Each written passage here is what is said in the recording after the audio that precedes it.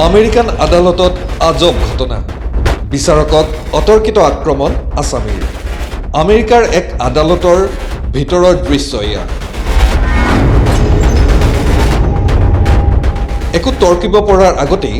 আছামীজন জঁপিয়াই পৰিছে মহিলা বিচাৰকগৰাকীৰ ওপৰত আকৌ এবাৰ চাওক এই দৃশ্যটি